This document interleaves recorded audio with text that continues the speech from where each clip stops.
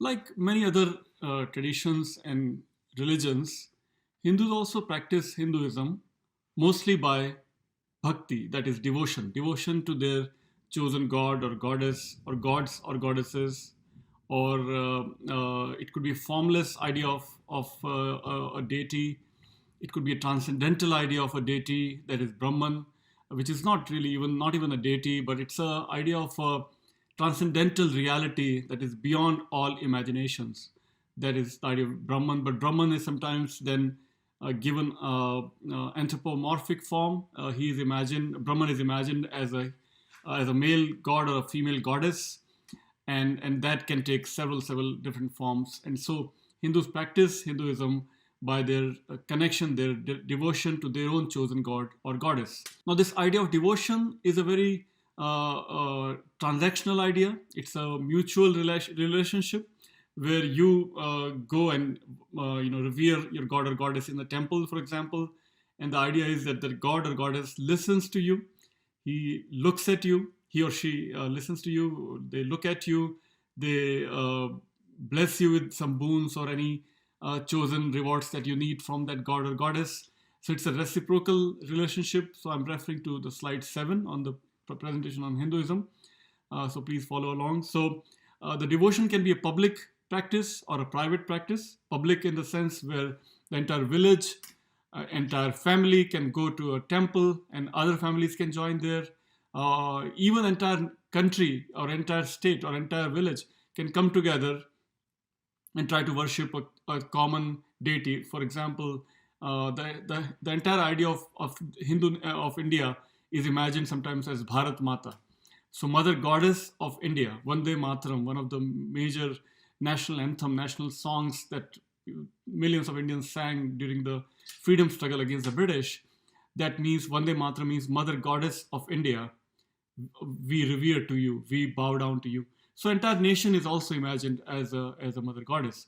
And so the idea of devotion can be a very public idea. It can also be extremely private idea, where I don't want anybody else to join in my personal, very private connection, my subtle connection with my chosen god or goddess. That god or goddess can be imagined as a husband, as a wife, as a brother, sister, friend, master, and so on and so all kinds of freedom are given to Hindus. There is nobody dictating that God must only be male or God must only be father or God must only be mother. No, all kinds of freedoms are available to Hindus as they practice their devotion. So emphasis in Hinduism is on praxis, on practices, not on scripture. There are millions of Hindus who don't know Sanskrit or Sanskrit, who have never even seen Vedas, who have never studied Upanishads.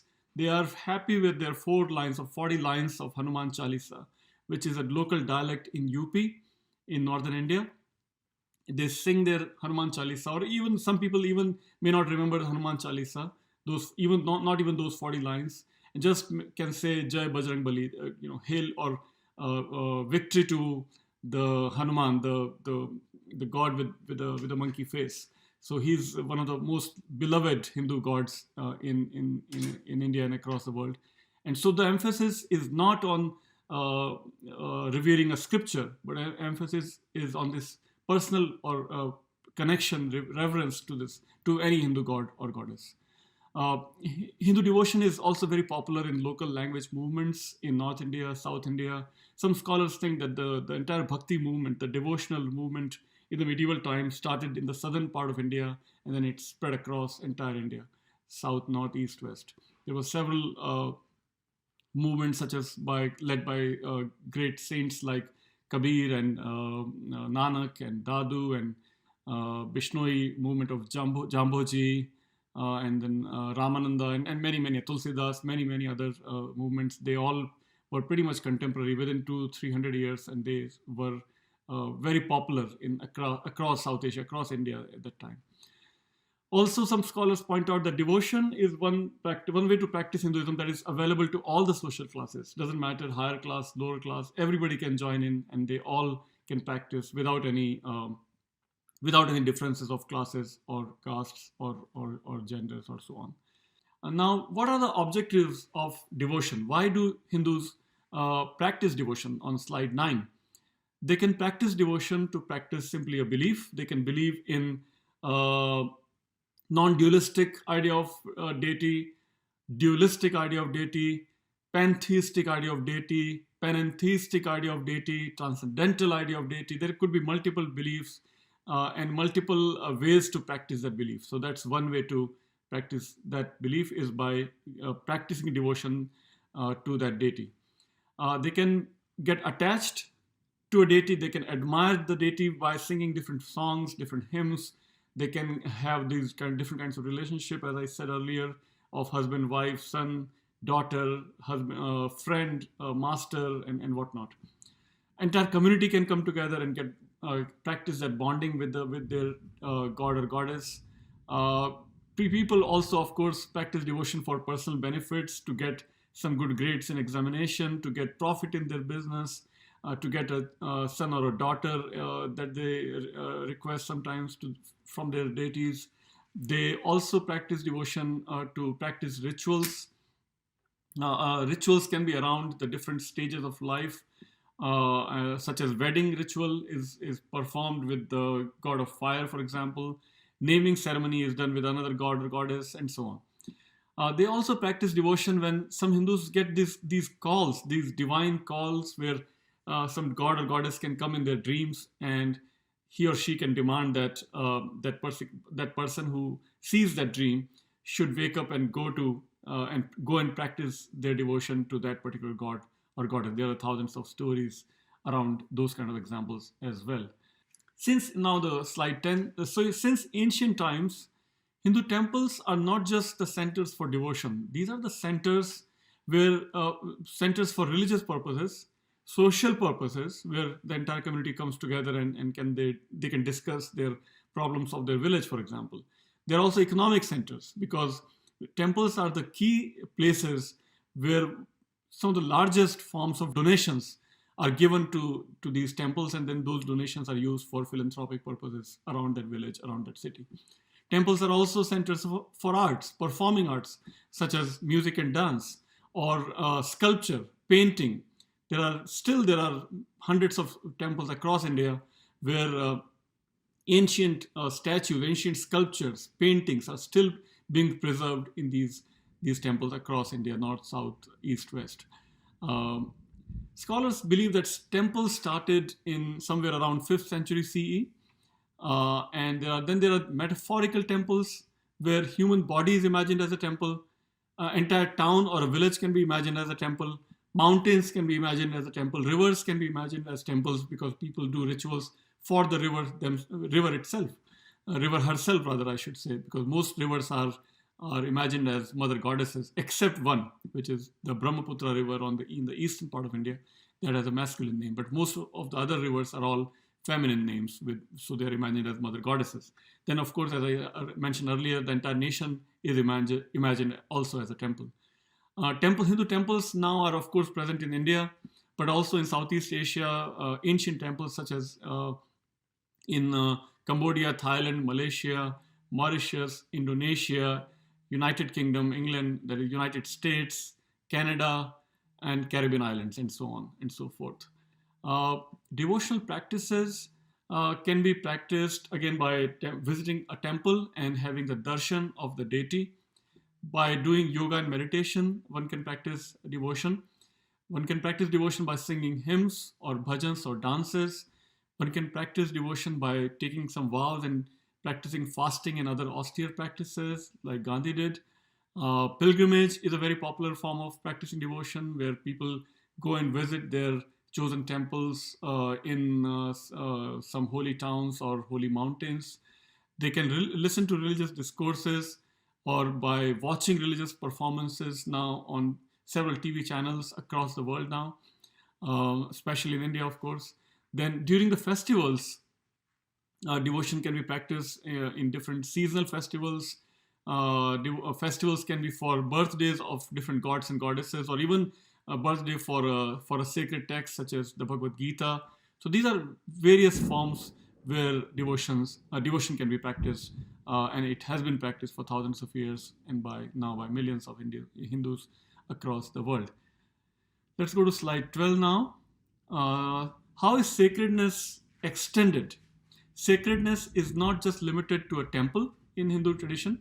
Sacredness can also, of course, there are towns where 108 towns are associated with different forms of goddesses across the world, across India. 68 towns of Shiva are spread across India. Then there are 12 towns of Jyotirlinga, again associated with Shiva.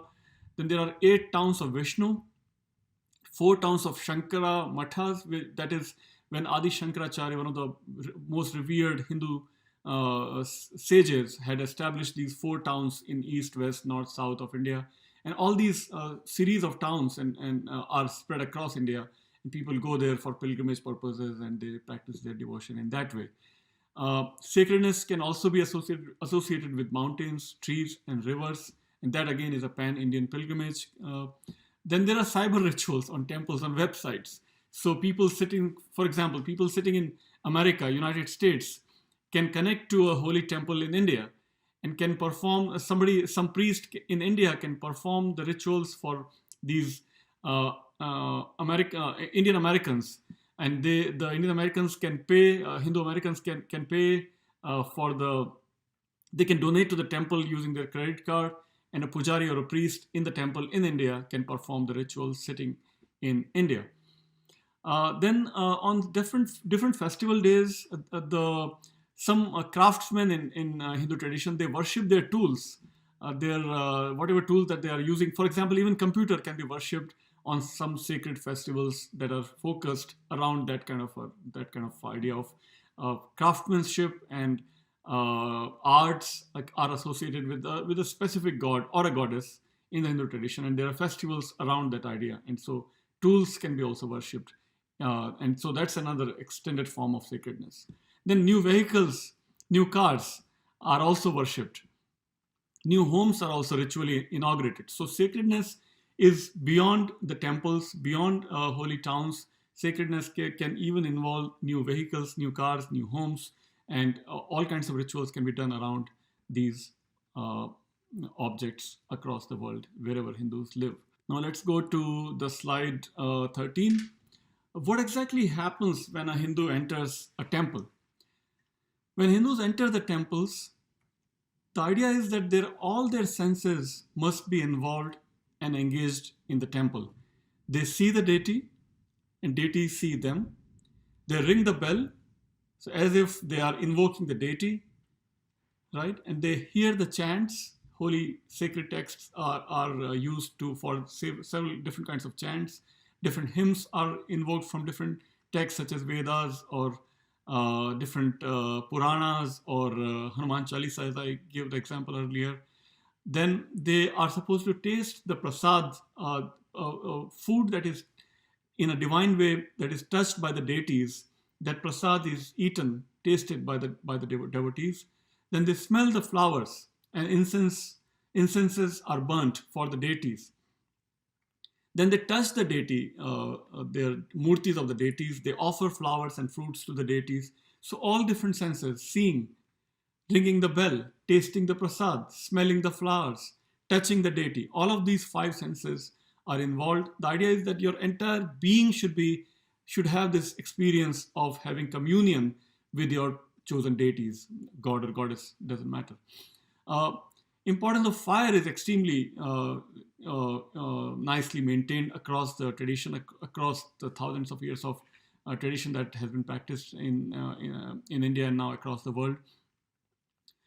So fire is definitely lit in the temples, and that fire is used for different rituals, and then that fire is offered as a means between the deities and the devotees.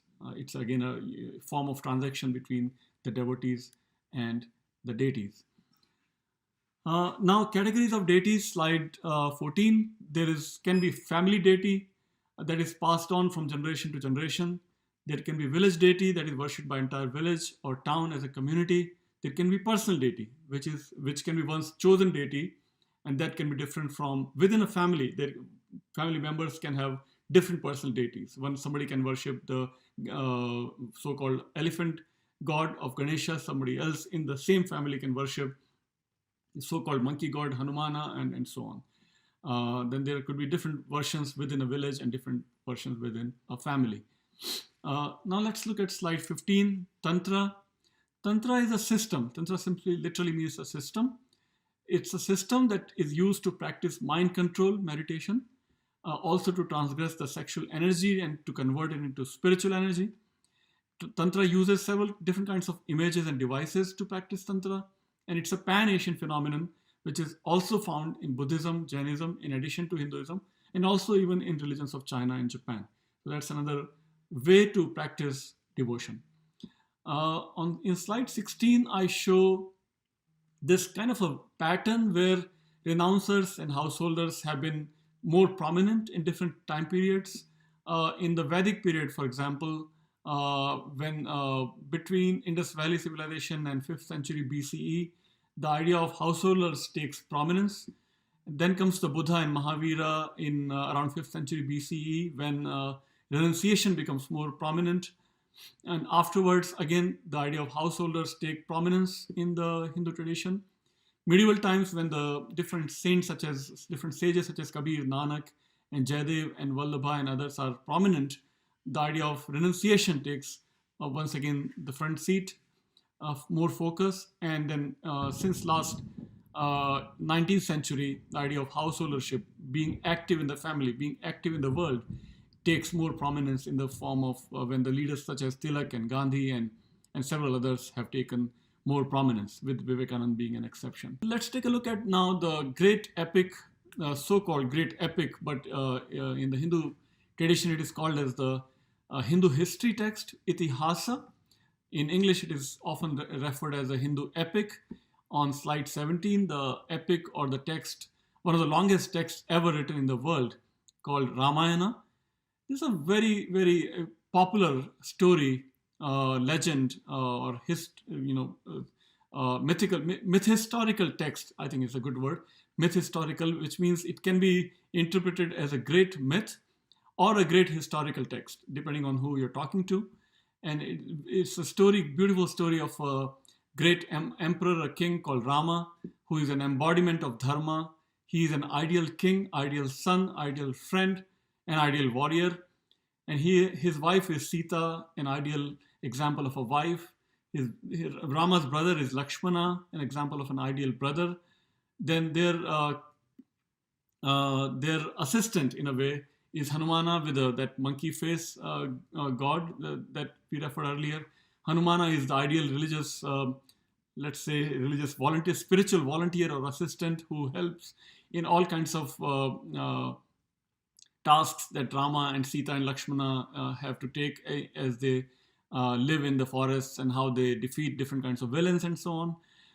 And Ramayana again has many different versions across India and even beyond India in Southeast Asia, where different languages, different writers, different composers have given some nice twists and turns to this main story of Ramayana, and that is practiced and continues to be extremely popular across Asia.